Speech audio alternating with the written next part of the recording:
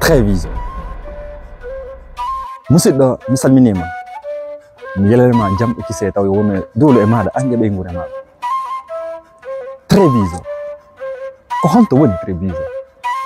Ko hombe woni Treviso? Ko honɗum inni Treviso? Treviso non fiɓe andaɓe ɗum ka sengo ka tange Italie woni talenka nord maɓɓe. Ko e nder pelle kaka ɓuuɓi. Treviso non kadi so nani inde Treviso ko sabu Giorgia Meloni e Salvini, ma amma ko wona ɗum ko sabu Lega on fi wonɓe wurde Italie ɗo ɓe. Buyi hino wurde ɗon, buyi hino ɗaɓɓude arsikeji mum ɗon, musidɓe men buyi noon hino duuɗi ɗon, hellifaɓe mawɓe suddiɓe hino heɓude arsikaji mum e nder nden nokkure. Kaka fanɗi fanɗi wotelen temettati ha innen temeɗɗe joyi Guinéen jo soso maninka woni wurude. Haray mojoɓe maɓɓe ɗen hino tawa e mojoɓe ɓurɗe ɓoyde ɗen e mojoɓe fulɓe ɓen e mojoɓe Guinéen ɓe wonɓe nder Italie ɗo.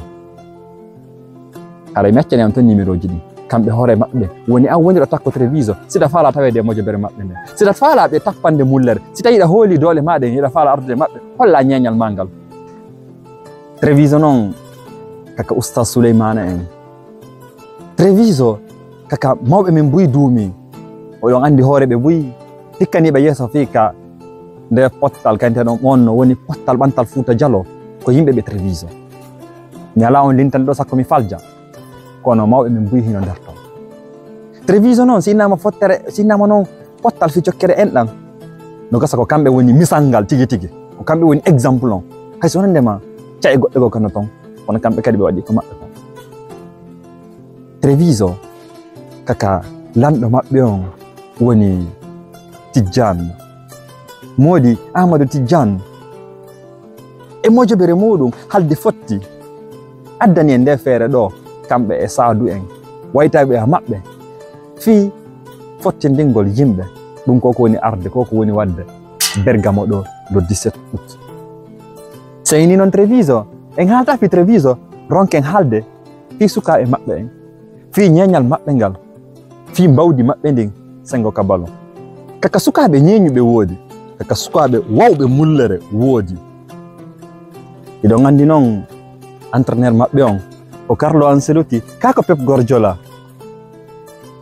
kako fi ɓawoɓe seeɗaɓe ɓen kako Sir Alex Ferguson kono ko Monsieur Sadou Sow ko kanko woni ñeñuɗo maɓɓe on. Treviso noon ko équipe ko mojobere piyetede nden ko nde fof woni happande nden ko nde fof faala mo be wonɓe arde ɓen woni ɓe Bologna woni ɓe Vicenza woni ɓe Forli woni ɓe Padova woni ɓe Bergamo woni kala dendangal saare wonde arde mo be no faala fottude Treviso ɓay mo be no faala piide Treviso ɓay mo be no faala eɓɓodirde doole munde e sukaɓe ɓe Treviso ɓen. Ɓay Treviso woni l'équipe à battre no français ɓen innirta noon. Systéme sugol ballon maɓɓe on noon ko systéme Real Madrid on ka ko systéme Manchester City on mi anda ko entre évolution formation ballon maɓɓe on ɗum woni no ɓe innirta noon ka portore nden 3-5-2 ma ko 4-4-3 ma ka ko 4-2-3-1 kono pi hun gotum hino laaɓi. Treviso kala fottuɗe Treviso aray hino huuli ɓayi ko kamɓe woni Real Madrid o compétition meɗen ɗo ko kamɓe woni Barça 2012 o compétition meɗen ɗo ko kamɓe woni Espagne e o saayi ɗo moɓe fotti wo haray ko addorowo sakuji no anda ko nattorowo taw noon hara hikka ɓe wawa naɓorde wargue ɗen ɓay ɗen andi rowani tigi tigi on ɓe yaltuna ka habbanoka wodno naɓorɓe woni ɓe Brescia ɓen taw noon hara hikka kadi ɓe Brescia ɓen kadi waway kadi nattorde yeeso Treviso yeeso Bologna yeeso Modena yeeso Milano yeeso Bergamo kamɓe nodduteɓe on ɓi hu gotum hino laaɓi e nder muɗum.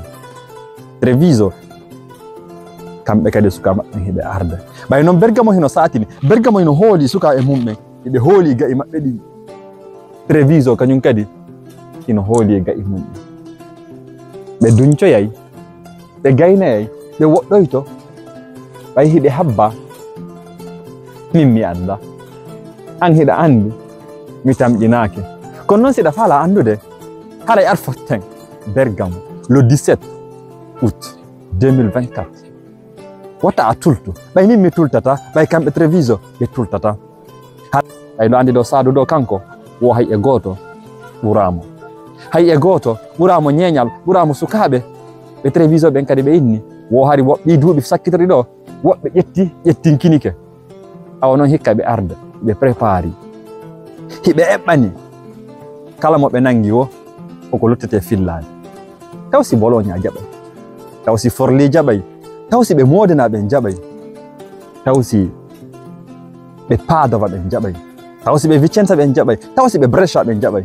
ka taw si ɓe Bergamo ɓen jaɓay ko sati kon hino laati laatoyto le 17 août ñande 17 août 2024 Bergamo min hilan ton an hiɗa ton remen ton Allah sankay en e saayi si Allah jaɓi